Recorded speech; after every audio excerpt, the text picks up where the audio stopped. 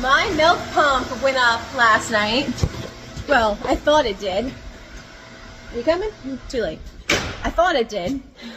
I got about halfway done milking, and I realized that the little air thing didn't sound right. It didn't sound right. I'm like, what's going on with this thing? Is it clogged already? And then before I know it, milk was coming out of the trap, and all the milkers fell off. Ah! My milk pump just went up.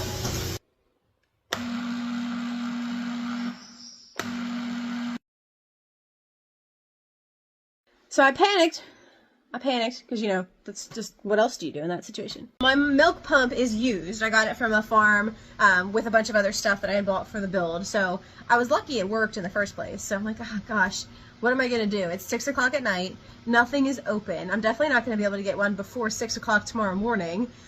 And I ended up milking the second group of cows in pails. Luckily, I'm only milking 24 cows. So the 12 that came in the second round, I had 3 pails running with lids on them. I'd milk 3 at a time.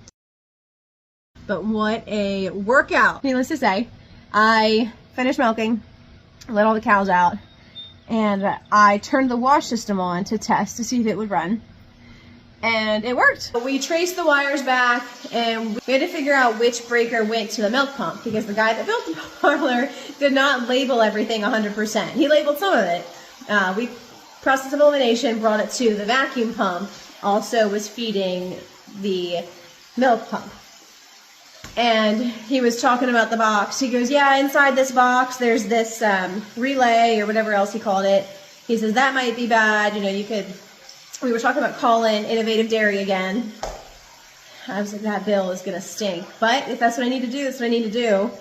And he's like, well, I'll just show you what I'm talking about. And he takes the panel off of this box, and lo and behold, there's a wire that should have been pushed down on to whatever the connector is. It was just barely touching it, just barely like holding on.